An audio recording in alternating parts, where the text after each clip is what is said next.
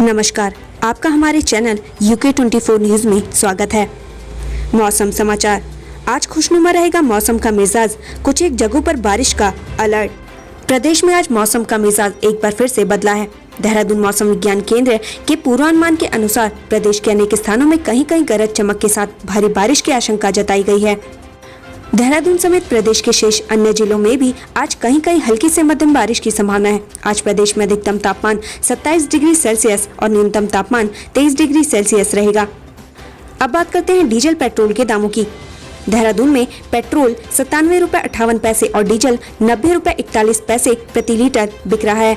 वहीं बात देहरादून की करें तो आज पेट्रोल के दाम है 96 रुपए 87 पैसे, वहीं डीजल के दाम है 89 रुपए 67 पैसे। हल्द्वानी की बात करें तो आज पेट्रोल के दाम है 97 रुपए 23 पैसे, वहीं डीजल के दाम है 89 रुपए 94 पैसे। जानिए आज देश और प्रदेश में क्या कुछ रहेगा खास। मोदी का काशी दौरा। प्रधानमंत्री नरेंद्र मोदी अपने संसदीय क्षेत्र वाराणसी का दौरा करने जा रहे हैं। पीएम वाराणसी में बन रहे बहुप्रतीक्षित रुद्राक्ष कन्वेंशन सेंटर का उद्घाटन करेंगे। साथ ही प्रधानमंत्री करीब 1550 करोड़ रुपए की कई परियोजनाओं का और सार्वजनिक कार्यों की आधारशिला भी रखेंगे। दिल्ली रहेंगे मुख्यमंत्री धामी। 3 दिनों के अंदर फिर से मुख्यमंत्री पुष्कर सिंह धामी को दिल्ली से बुलावा। आज राष्ट्रीय राजधानी में अपनी अधिकारियों की टीम के साथ सीएम प्रदेश की योजनाओं पर ज्यादा सटीक और स्पष्ट स्थितियों के साथ केंद्रीय नेताओं से बात करेंगे। शिक्षकों की परीक्षा। प्रदेश में अटल उत्कृष्ट विद्यालयों में तैनाती के लिए शिक्षकों की परीक्षा आज 2800 से अधिक शिक्षकों ने आवेदन किया है, जिनके स्क्रीनिंग परीक्षा के लिए देहरादून और हरिद्वार के 2 जिलों के स्कूलों में परीक्षा केंद्र बनाए गए हैं। तीलू रौतेली पुरस्कार के लिए आवेदन। महिला सशक्तिकरण एवं बाल विकास विभाग की ओर से तीलू रौतेली पुरस्कार के लिए महिलाओं एवं किशोरियों से मांगे गए आवेदन की अंतिम तिथि आज। विभाग की ओर से यह पुरस्कार 13 महिलाओं एवं किशोरियों को प्रदान किया जाएगा। रोडवेज कर्मियों की हड़ताल। परिवहन निगम में रोडवेज कर्मचारी संयुक्त मोर्चे ने आज रात से 16 जुलाई तक 24 घंटे के अनिश्चितकालीन कार्य बहिष्कार का ऐलान किया है। 16 जुलाई की बैठक में आगे का फैसला लिया जाएगा। कांग्रेस सेवा दल की यात्रा। कांग्रेस सेवा दल पुलिस कर्मियों का पुराना ग्रेड पे बहाल किए जाने की मांग को लेकर काशीपुर से राजभवन देहरादून तक सरकार के खिलाफ 3 दिवसीय यात्रा का आयोजन करेगा। देहरादून पहुंचने पर कांग्रेस प्रदेश अध्यक्ष प्रीतम सिंह के नेतृत्व में राज्यपाल को ज्ञापन पत्र प्रेषित किया जाए। अवमानना याचिका पर सुनवाई। नैनीताल हाईकोर्ट के आदेश की अवहेलना करने के मामले पर बढ़ सकती है प्रमुख वन संरक्षक राजीव भरतरी की मुश्किलें। आज इसी मामले में हाईकोर्ट में दायर हुई अवमानना याचिका पर सुनवाई होगी।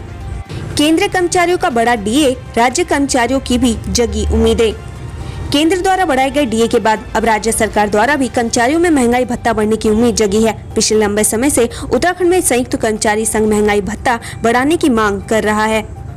यूओयू OMR शीट से कराएगा परीक्षा, बैठक में हुआ निर्णय। उत्तराखंड मुक्त विश्वविद्यालय की ओर से सत्र 2020-21 की वार्षिक परीक्षाएं संपन्न कराए जाने की तैयारियां पूरी कर ली गई हैं। वार्षिक परीक्षाएं OMR शीट के जरिए होगी।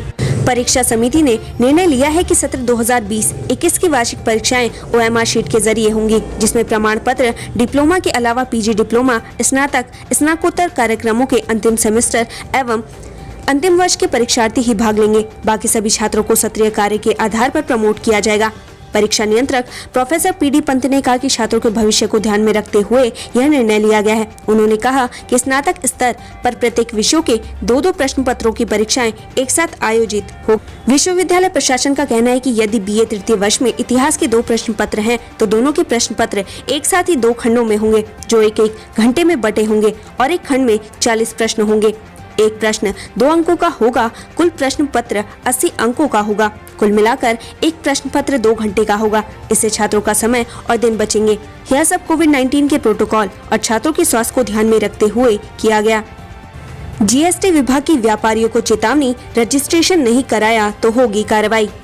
देहरादून के कई व्यापारियों ने अभी तक GST रजिस्ट्रेशन नहीं कराया है, जिसके अंतर्गत GST विभाग अब कैंप और निरीक्षण कर व्यापारियों को GST रजिस्ट्रेशन के लिए जागरूक करेगा। चमोली।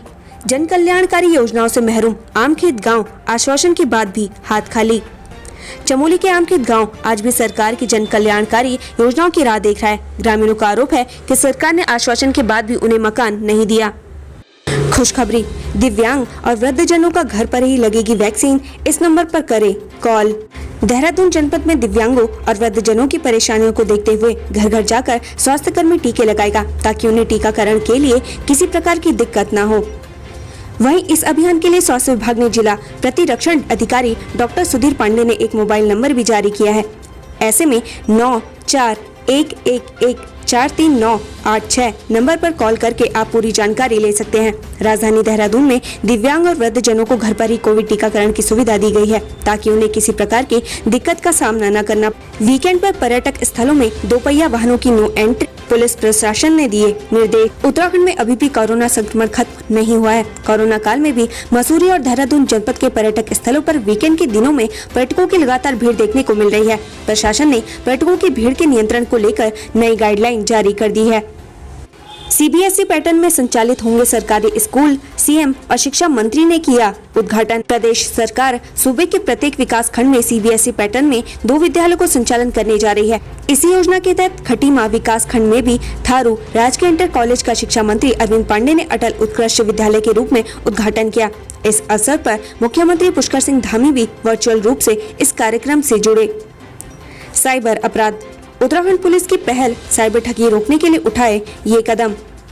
साइबर ठगी के मामले को देखते हुए उत्तराखंड पुलिस अब ठोस कदम उठाने जा रही है। ऐसे में अब उत्तराखंड एसटीएफ और साइबर क्राइम पुलिस ठगी का शिकार हुए लोगों से 1-to-1 बातचीत करेगी, ताकि ठगों और ठगी का शिकार हुए लोगों के मनोविज्ञान को समझा जा सके। साथ ही इन अनुभवों को लोगों से साझा कर ऐसी घटनाओं पर अंकुश लगाया जा सके। चुनाव से पहले कांग्रेस संगठन में बड़ा बदलाव, हरीश रावत, गोदियाल, प्रीतम के बीच बंटेगी जिम्मेदारियां। उत्तराखंड विधानसभा चुनाव से पहले कांग्रेस पार्टी ने अपने संगठन में बड़ा फेरबदल करने का निर्णय लिया है। हरीश रावत को चुनाव प्रचार समिति का अध्यक्ष बनाए जाने की तैयारियां की गई हैं। गणेश गोदियाल और प्रीतम सिंह को भी अहम जिम्मेदारी दी जाएगी। यह जानकारी पार्टी सूत्रों ने दी है। एमएलए सुरेश राठौर मामला, हाईकोर्ट ने पीड़िता को सुरक्षा देने के दिए आदेश। ज्वालापुर विधायक सुरेश राठौर पर दुष्कर्म का आरोप लगाने वाली महिला ने अपनी जान को खतरा बताते हुए फिर नैनीताल हाईकोर्ट में याचिका दायर की है। वहीं हाईकोर्ट ने एसएसपी हरिद्वार को महिला को सुरक्षा देने के आदेश दिए हैं। साथ ही विधायक सुरेश राठौर समेत 3 लोगों को नोटिस जारी कर जवाब पेश करने के आदेश दिए हैं। बीजेपी नेता पर फूटा तीर्थ पुरोहितों का गुस्सा, छत पर चढ़कर बचाई जान। एक कहावत है, गए थे रोजा छुड़ाने, नमाज गले पड़ी। ये कहावत आज बीजेपी के नेता पंकज भट्ट पर सटीक बैठी। ऊखीमठ में कैबिनेट मंत्री सतपाल महाराज के करीबी व भाजपा नेता पंकज भट्ट को तीर्थ पुरोहितों के गुस्से का सामना करना पड़ा। देवस्थानम बोर्ड को भंग करने की मांग को लेकर प्रदर्शन कर रहे तीर्थ पुरोहितों ने बीजेपी नेता पंकज भट्ट के साथ धक्का मुक्की की। बीजेपी नेता को 3 मंजिला भवन की छत पर चढ़कर अपनी जान बचानी पड़ी। कपकोट, अलग अलग घटनाओं में 2 की मौत, घरों में पसरा मातम। कपकोट में 2 अलग अलग हादसों में 2 लोगों की मौत हो गई। जहां मवेशियों के लिए घास काटने गई एक महिला का शव नदी से रेस्क्यू किया गया, वहीं मंडल खेत से घर लौटते समय एक व्यापारी बाइक समेत खाई में गिर गया, जिससे उसकी मौत हो गई। नौकरी के लिए आयु सीमा में छूट, राज्य कैबिनेट ने सरकारी नौकरी में आवेदन के लिए ओपी आयु सीमा में इस साल के लिए 1 वर्ष की छूट दी। अब जून 2022 तक शुरू होने वाली सभी भर्तियों के लिए 43 वर्ष आयु तक के सभी अभ्यर्थी भी आवेदन कर सकेंगे। फर्जी कोरोना रिपोर्ट लेकर घूमने आए पर्यटक गिरफ्तार। कोरोना की फर्जी नेगेटिव रिपोर्ट लेकर देहरादून मसूरी घूमने आ रहे 13 पर्यटकों को पुलिस ने क्लेमेंट टाउन के आशा रोड़ी चेक पोस्ट पर चेकिंग के दौरान पकड़ लिया। जांच पड़ताल के बाद पुलिस ने 2 अलग अलग वाहनों में आए 4 लोगों के खिलाफ फर्जी दस्तावेज बनाने, महामारी एवं आपदा प्रबंधन अधिनियम के तहत मुकदमा दर्ज करते हुए उन्हें गिरफ्तार कर लिया। उत्तराखंड में 17-18 को भारी से बहुत भारी बारिश का अलर्ट। उत्तराखंड में 17 और 18 जुलाई को एक बार फिर भारी बारिश से बहुत भारी बारिश का येलो अलर्ट जारी किया गया है। मौसम विभाग के पूर्वानुमान के तहत गुरुवार के लिए राज्य में कोई अलर्ट नहीं है। हालांकि कई जगह हल्की से मध्यम बारिश हो सकती है।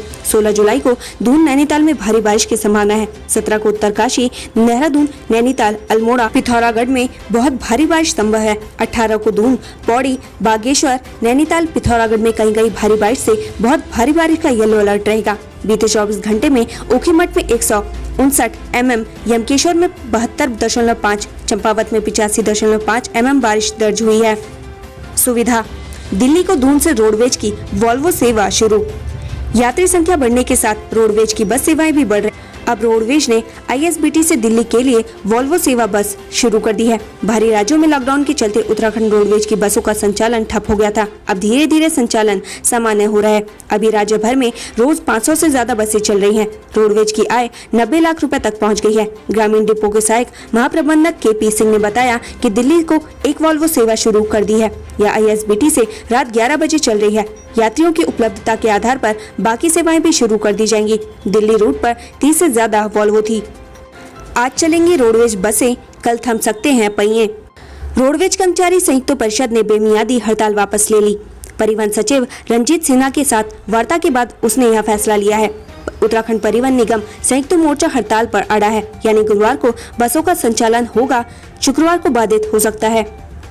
DLED प्रशिक्षितों का सचिवालय में प्रदर्शन। डाइट DLED प्रशिक्षितों ने बुधवार को पोस्टर लेकर सचिवालय के बाहर प्रदर्शन किया। उन्होंने मांग की कि प्राथमिक शिक्षक भर्ती की हाईकोर्ट में तेज पैरवी कर भर्ती इसी माह पूरी कर ली जाए। उत्तराखंड द्विवर्षीय डाइट DLED प्रशिक्षित बेरोजगार सुबह एकत्र हो सचिवालय के बाहर पहुंचे। वहां उन्होंने सेव डाइट के नारे के साथ प्रदर्शन किया। काफी देर तक वे वहां विरोध जताते रहे। पहाड़ के लोग कल से शुरू करेंगे श्रावण मास का जलाभिषेक। भगवान देवादिदेव महादेव शिव का पावन प्रिय मास श्रावण 16 जुलाई संक्रांति से शुरू होगा। उत्तराखंड के पहाड़ी क्षेत्रों में इस दिन से जलाभिषेक प्रारंभ हो जाएगा, लेकिन मैदानी भागों में 24 जुलाई गुरु पूर्णिमा से कांवड़ यात्रा और श्रावण मास का प्रारंभ होगा। उत्तराखंड से संबंधित ऐसी खबरें पाने के लिए हमारे चैनल को लाइक व सब्सक्राइब जरूर करें। धन्यवाद।